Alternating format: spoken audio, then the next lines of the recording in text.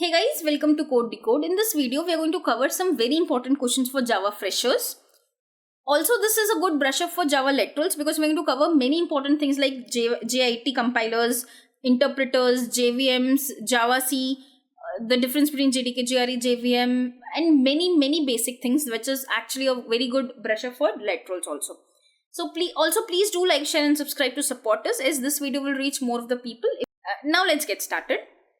Let's first start what is Java. So a programming language, a very highly popular programming language which is developed by Sun Microsystems. This particular language is object-oriented language. Now why do I have so much focus on an object-oriented language? Because an object-oriented programming language is the one who helps you observe and convert everything you see in the real world into the classes and objects. For example, if you see a car going, you can create a class of a car with the attributes like brakes, accelerator, clutch, gears, number of wheels, the type of car color. Those attributes becomes the attributes of a class. A car becomes a class, and you can create instances of that car. For example, you see XUV 300 going, that is an instance of your car class. If you see Maruti Suzuki going, that is an instance of your car class. So everything basically you see around you becomes an object and a class in a particular Java language. That is why I focus more on why Java is more object oriented. Everything you see becomes an object here. Also, best part of Java is that it is platform independent. Now I'll tell you how what makes this Java platform independent language. There is something called as bytecodes which makes the Java platform independent, and we will be seeing what are bytecodes, how these are created, and why this is important. Hey guys, recently we have launched a course covering an end-to-end full stack application using Angular as front end and microservices and Spring Boot as the backend. Also, we have used Cloud to deploy this application, and we have used CI/CD, that is Jenkins and Argo CD, for continuous integration and continuous deployment. The technologies that we have used is RESTful web services, Spring Boot and microservices for backend, Angular for front end. GitHub we have used for version control system. Also, to make the code unit testable, we have used JUnits. We have used Sonar for code quality checks. Also for containerization, we have used Docker and Kubernetes. And to deploy this whole application, we have used AWS and multiple services from AWS. Also, we have used SQL as well as NoSQL, that is MongoDB and SQL. On AWS, since for the SQL we have RDS, we have used those services, and Jenkins and Argo CD for CI/CD pipeline. Also, this is an architecture of the application that we have created where the front end is Angular and the back end is microservices. We have used ALB load balancers, Ingress for routing and load balancing, and we have used SQL and MongoDB for SQL and NoSQL DB management with Eureka Server and all those microservices counterparts. Now this is the CI/CD pipeline. This is the CI/CD flowchart for the application that we have created on local. So this is a flow when you create an application in local, push it to GitHub, create a Jenkins pipeline, and do the CI/CD using Jenkins and Argo CD.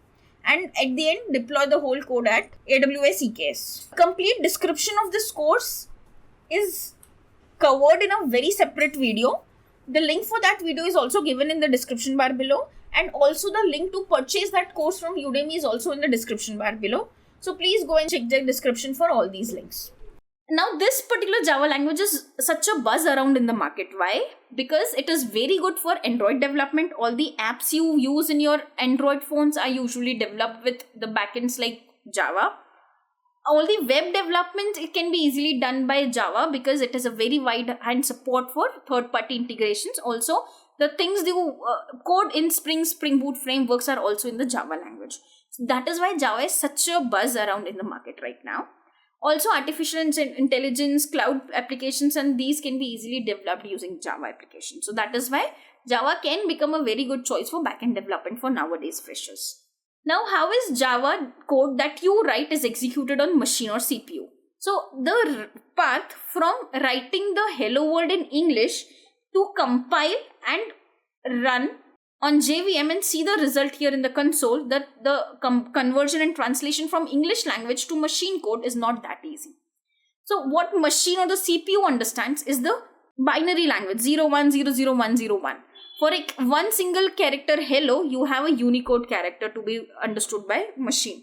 So you write hello, which seems so simple, but its Unicode binary can be 0100010101, a big one. So do you want to remember that? And you want the machine to understand that by writing that 01001 combination here? No, that's very difficult.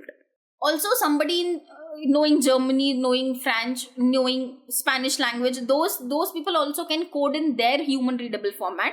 And there are translators who can convert that into the machine language, and then only you can see the output. So suppose I have a friend who knows English, I have another friend who knows Germany, and they both don't know each other's language. So there will be one translator who can convert English language to Germany and so forth and vice versa, so that they can interact with each other. Similarly, you know English language, you do not understand or you do not remember the bytecodes just for printing a hello world. Now suppose I have 100 line of code, you cannot write the bytecodes that much 010101 here. So to convert your English language or your readable language to machine code, you need a translator. But here in Java, you have two times a translation happening. First to bytecode and then to machine code.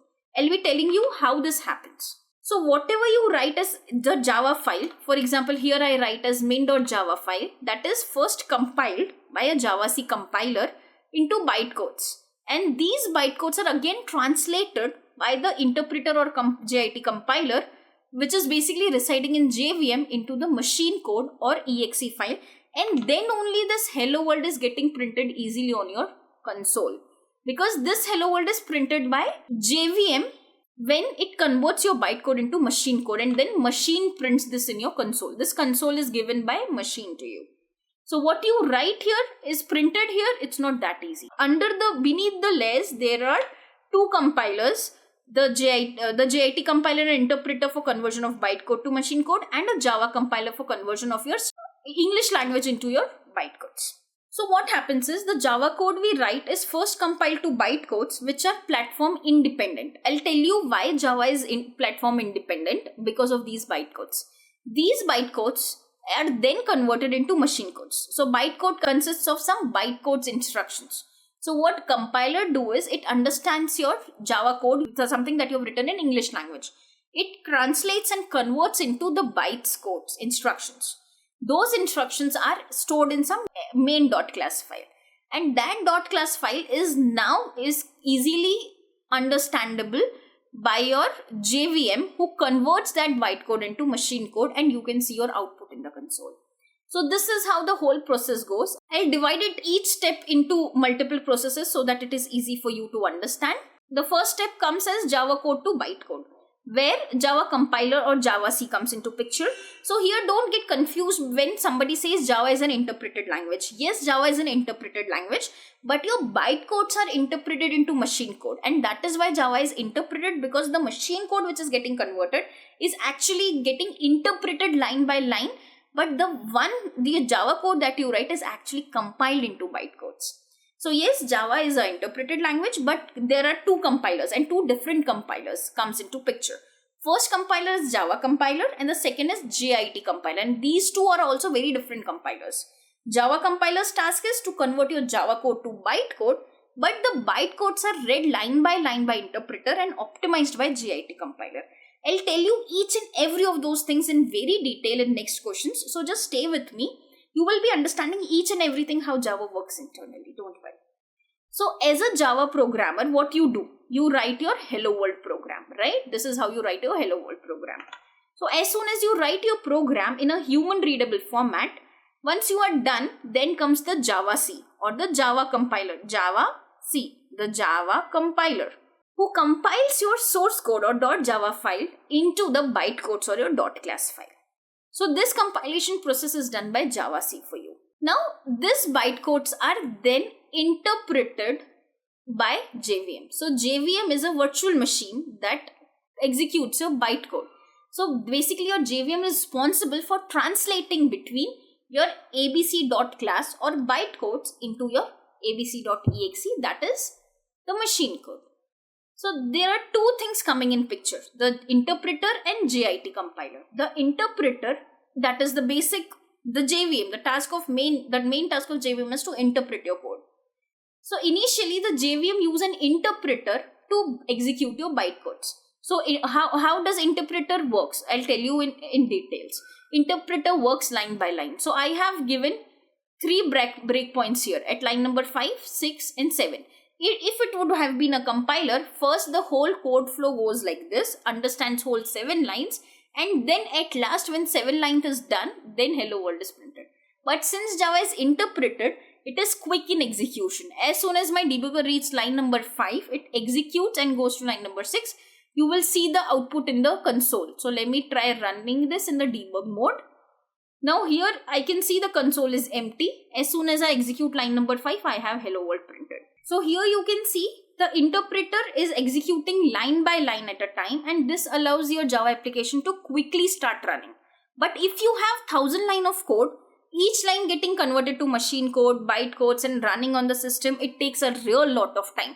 So that is why interpreter starts executing your program early, but it takes really long time to cover all 1000 line of code and convert each line to machine code and showing you the result. So if you have a big program, it is difficult for interpreter to have a good performance and quick implementation. And that is why JIT compiler comes into picture. So as you have a bad performance with interpreter, what JIT compiler do is, it identifies the hotspots. Now I'll tell you what is a hotspot. Those portions which needs optimization, which executes a lot, which needs a better performance. So for example, I'll give you this Java class example. Here at line number 1, when interpreter goes, it says, okay, this is a class. At line number 2, it's a main method. Okay, I have to start executing. At line number 3, it instantiates the sum local variable to 0. At line number 4, it says I have to run a for loop 1,000,000 times. 1,000,000 times is a whole lot for a interpreter.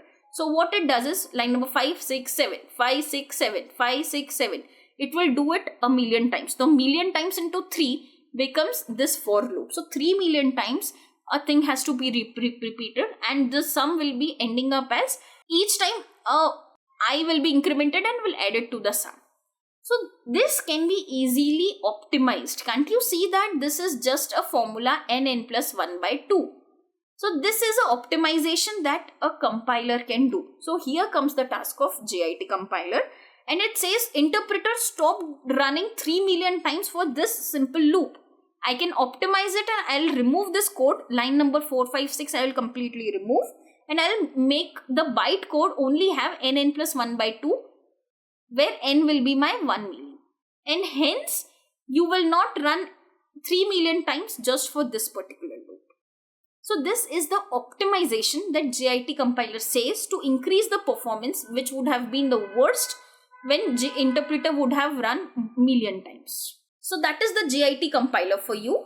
It detects the hotspots or the portions which are frequently executed for no reason, and it uses the JIT compiler to optimize it and translate into bytecode section. So your bytecodes will have a better code now, and then it is translated to machine code very quickly. So when your bytecodes are quickly converted to machine code, your performance will anyways be better, because compilation will take a time for sure, but that doesn't mean that your performance degrades. Performance is only dependent upon how quickly your bytecode is converted to machine code. So if your interview confuses you that saying that, oh, my compiler is anyways running it a lot, so my compiler is not doing any optimization, that is fine. Compilation is only once, but run can be many a times. So performance does not depend upon your compiler. Performance depends upon your running of bytecode to machine code. When your bytecodes are loaded in main memory and converted into the machine code and run and given an output to end user. So that is why JIT compiler comes to a rescue and increases the performance which would have been degraded because Java is an interpreted language. So once the bytecode is translated into the machine code, the JVM with the optimized code directly run this code on CPU, and you will get a better performance and you will have your application executed on the system. So in summary, the JavaC compiler translates the human readable Java code into bytecodes, which is then executed by JVM.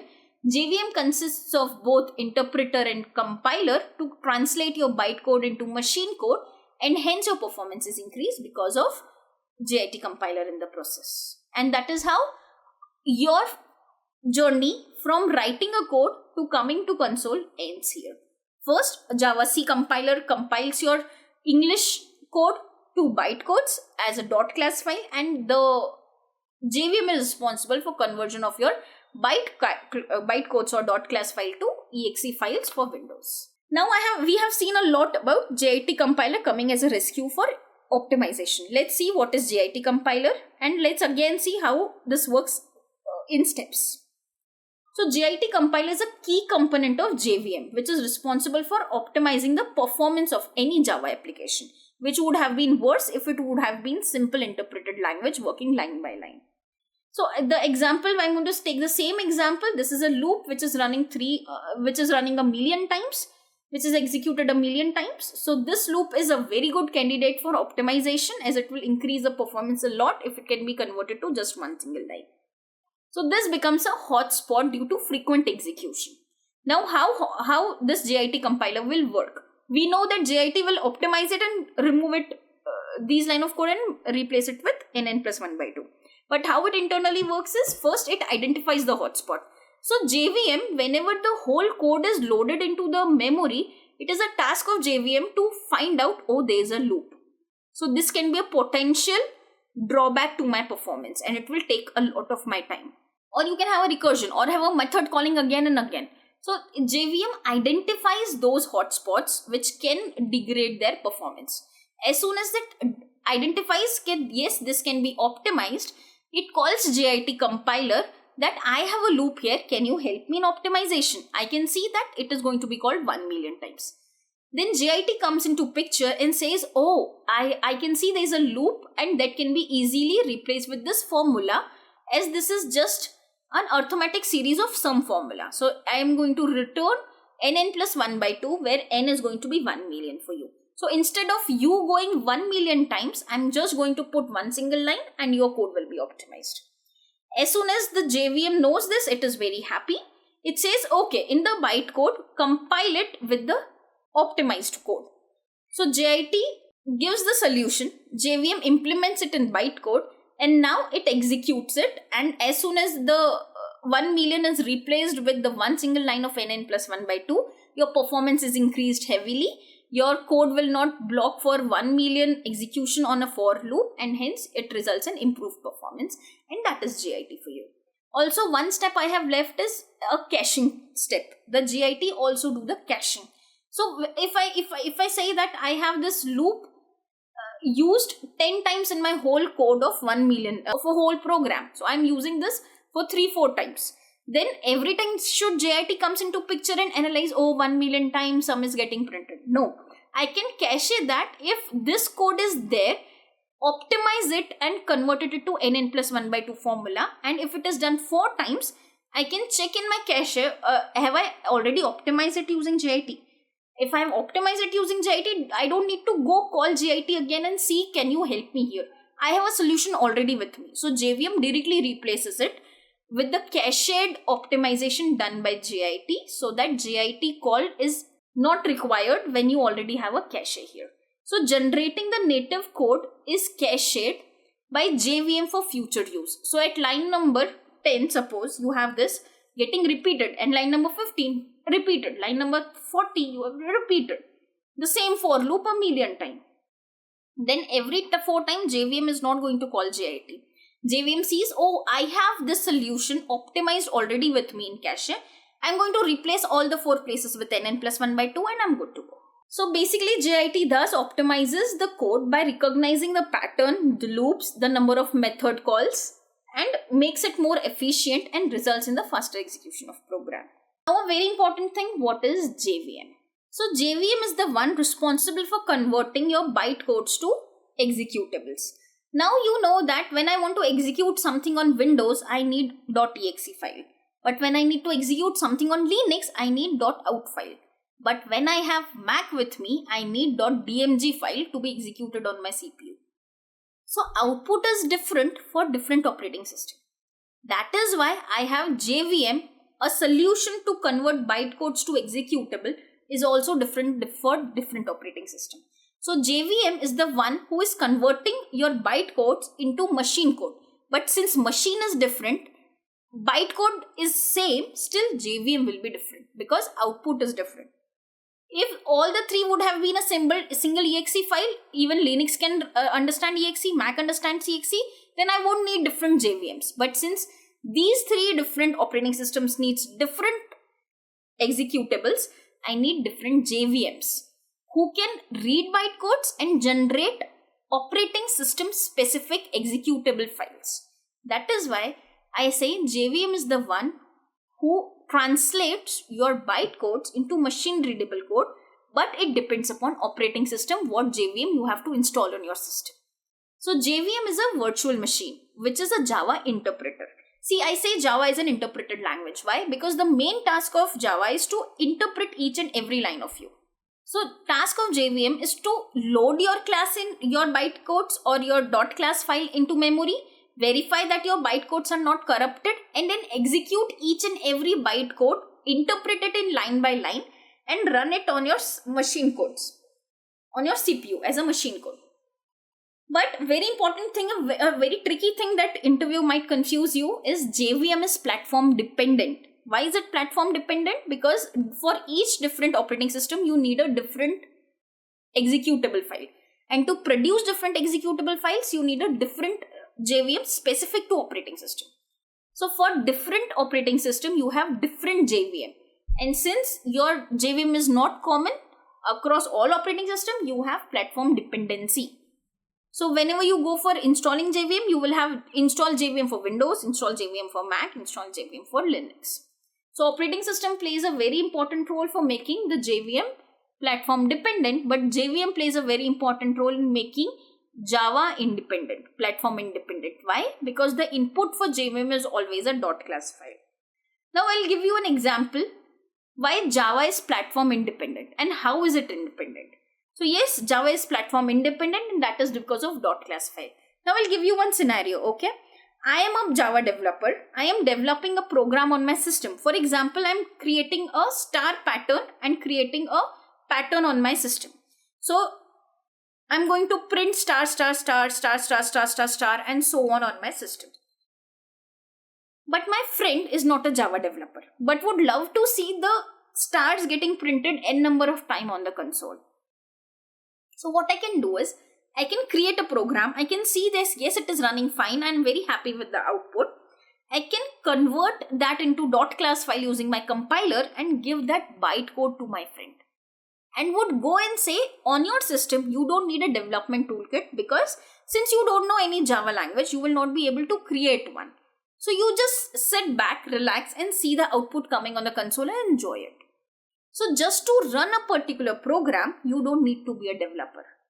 So that is why Java becomes platform independent. I can give this .class file to all of my friends who are not Java developers, but they just have JVM on the system or JRE on the system and they can see the output running very happily on their system. So yes, Java is platform independent.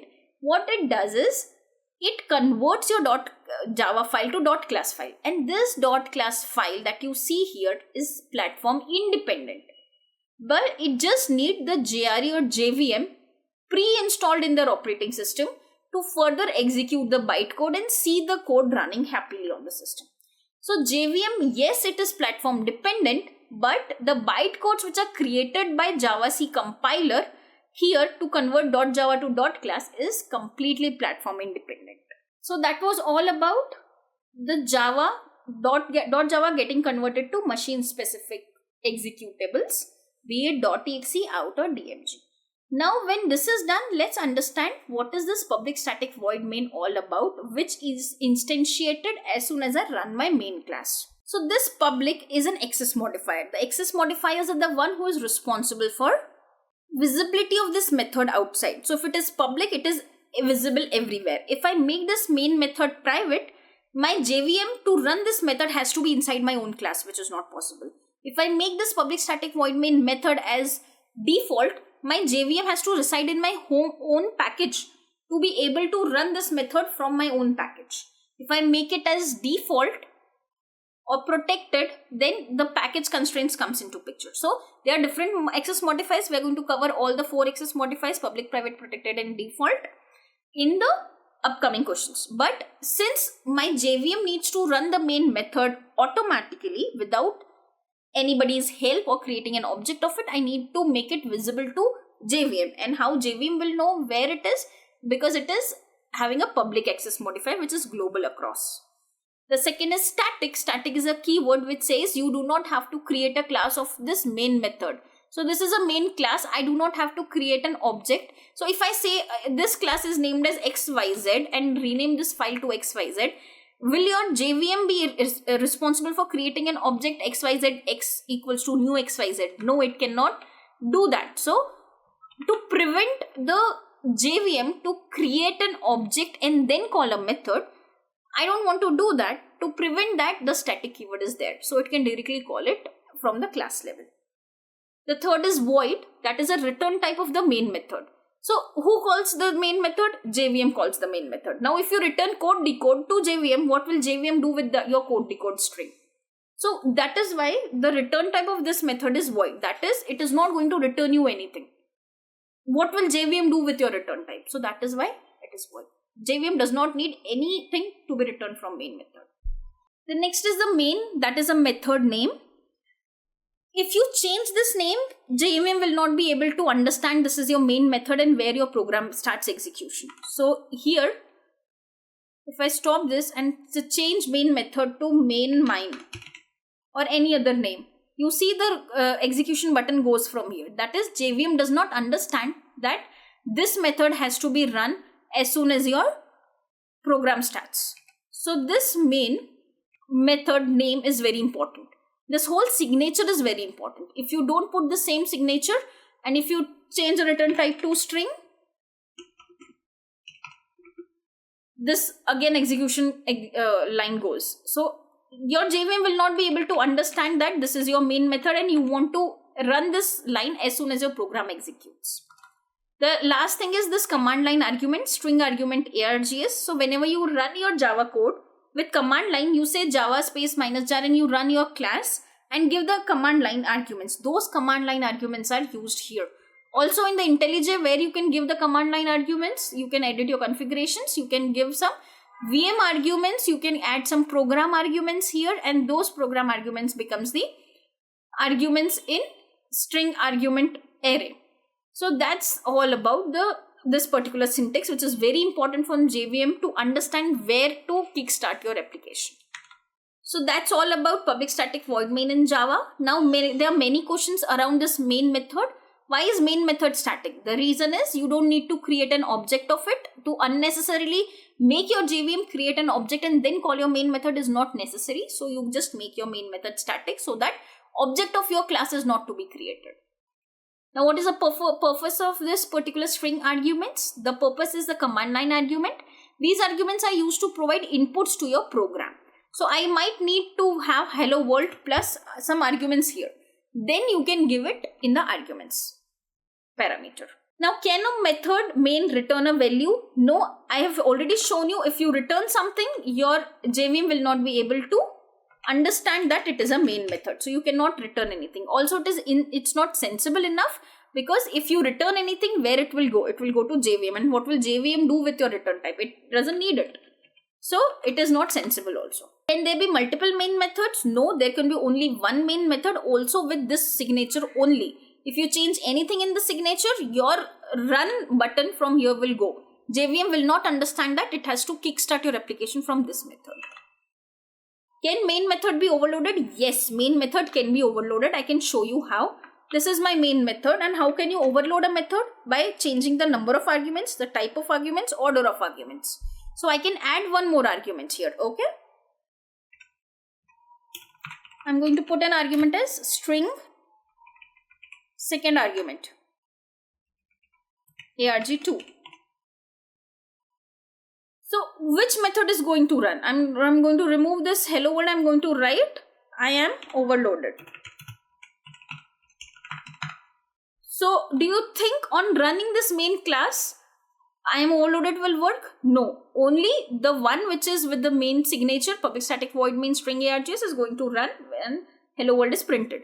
If you want to run another overloaded main method, you have to call this as this main and give your arguments as well as one more argument here. So I'm going to give code decode. And now if I run this, it will run. So it will say, hi, hello world, I am overloaded and I forgot to pass argument 2 here. So you can pass argument 2 here also and it will be printed. So it says, hi, I am overloaded, code decode. So yes, main method can be overloaded. So that was all about public static void main. Now a very important thing, what is the difference between JDK, JVM and JRE? So I'll show this with an example here. This is how your JDK, JVM and JRE looks like. JDK is a development toolkit, JRE is a runtime environment, and JVM is the one who's responsible for converting your bytecodes to .exe file. So JDK is the one where you create a .java file. JRE is the one where you run your bytecodes. And the compiler is present in JDK itself. So the JavaC compiler is present in the JDK kit. So for example, I'll take again my friend's example. I am the Java developer. He is not a Java developer. He just want to see how I'm programming and what is the output of my program. So what he needs to install it is this yellow box. This yellow box contains everything for running a particular program. But I need the whole green box because I need to create or develop a program. I need to run and see whether my program is running fine.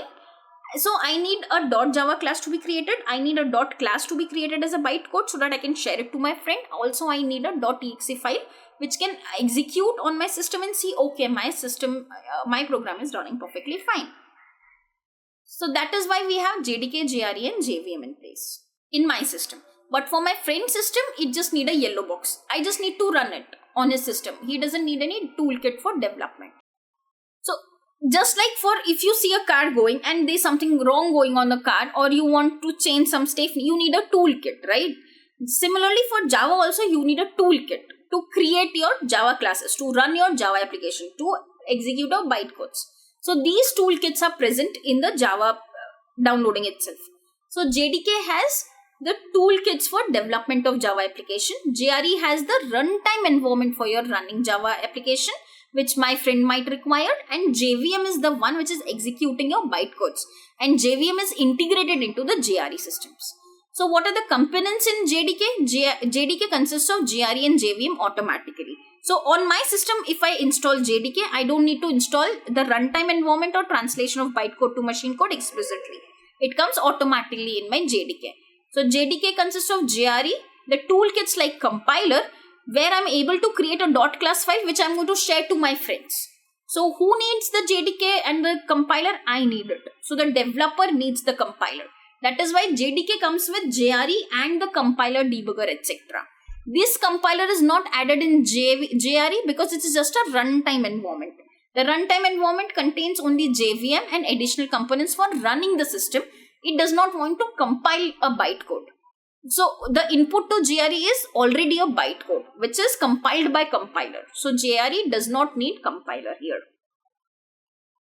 So what you see here is this, everything is done by JDK.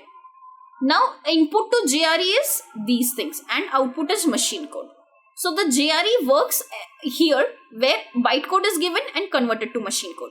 And JVM is the one who is responsible for doing it internally. So JRE comes as with JVM internally. So what JRE consists of? JRE consists of JVM and other libraries for runtime. And what JVM consists of? JVM consists of main things that I have already told you. It consists of interpreter main thing. So JVM is a basic interpreter. Also it contains the compiler for optimization, that is JIT compiler, and it contains the garbage collector. This garbage collector is responsible for removing the extra spaces which are used by the unused variables in your memory. So I will be having a very different question on garbage collector soon. Now what JDK includes? JDK includes JRE, JVM and other libraries. What JRE includes? Only JVM. And JVM does not include any developmental toolkits or libraries. Also the installation, you can install JDK separately. It will have JRE and JVM automatically. Also JRE also is installed separately. It will contain JVM automatically. But JVM cannot be installed separately. It is built in into JRE. The last thing is usage. You can use it for development, you can use it for running, and this is also used for executing your bytecodes. Next is why Java not a purely object-oriented language. Now, I have always said why I was a big fan of Java, because it revolves around objects. Everything you see can be converted to an object. But still, Java is not purely object-oriented language. And the reason is it has primitive data types like int, double, boolean. These data types are not objects. For example, here if I create a local variable int I equals to 10. This I is having a data type of int, and this is not a class. If you go and try to get into the implementation, it does not have implementations because it is a data type. It is not a class. Where these particular type of data types exist, those languages cannot be a pure object-oriented language. That is why, since primitives are there in the Java language, that is why Java is not pure object-oriented language.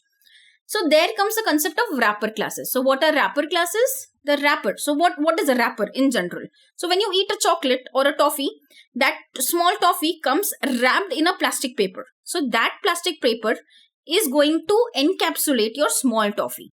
So wrapper is a larger entity which encapsulates your smaller entity. So here in Java, the wrapper class is a class which encapsulates your primitive data types. So here, if I write a code like integer I2 equals to I. So here you are wrapping up an int of type, data type int of value 10 into an integer, which is a wrapper class. So here if you try to go into the implementation, go to implementation, you can see this is a proper class in Java, which is an internal class in java.lang package. And that class is having a lot of methods also. So methods like converted into toString, converted into the Unicode characters, to unsigned strings, to octal strings. And you have many methods and many functionalities already predefined here. So this thing is allowed and given only to wrapper classes.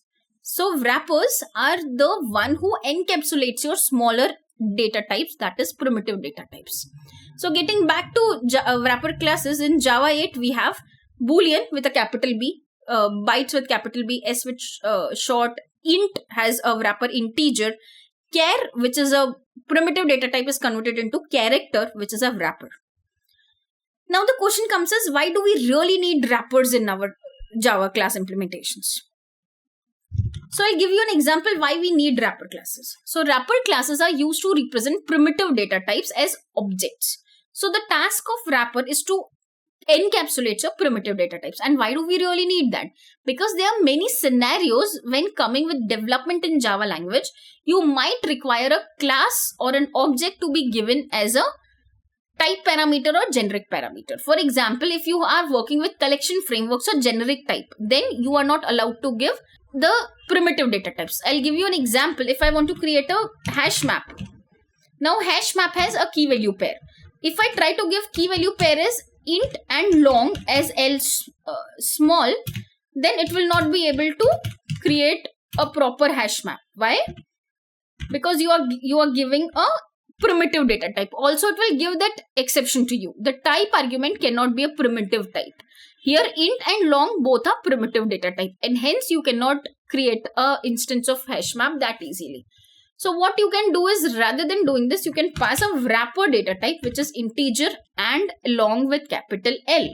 So these wrapper types are now be sent as the type argument or as a generic argument to your collection framework. And now your hash map is created successfully without any compilation issue, and your code runs successfully. See, there is no exception.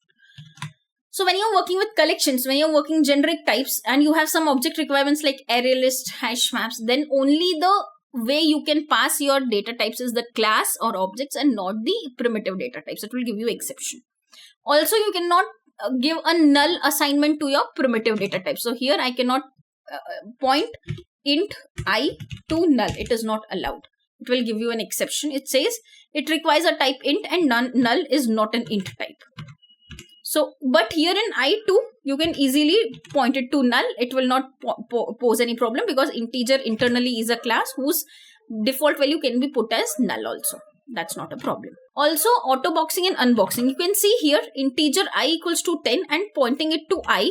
Here I am auto boxing. Boxing means putting one thing into another. I'm putting an integer with value 10 to an integer of I2.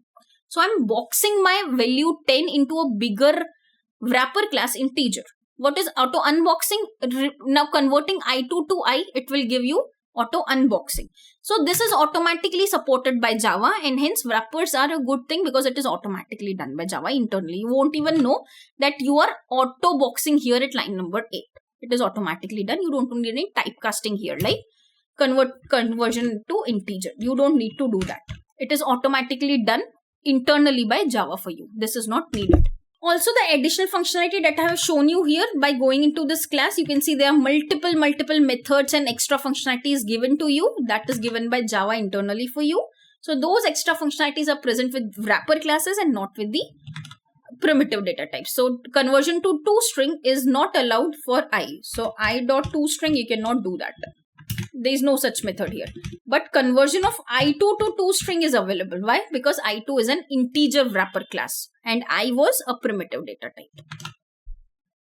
So overall, the wrapper classes is essential for Java for providing the object-oriented functionality and compatibility, which is not there with primitive data types, to bridge the gap between primitives and objects and like put a wide range of methods which is available given by Java to you. You need wrappers here.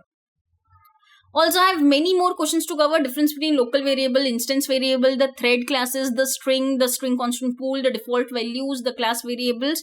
Many things I need to cover for the core Java interview questions for freshers. If you want to know more about it, let me know in the comment section. I'll cover all those things. Also add the topics which you want to cover like generics, threads for freshers, and I will add those questions also in the next video. I'll be waiting for your questions and your comments so that I can create a second part of this video. Thank you.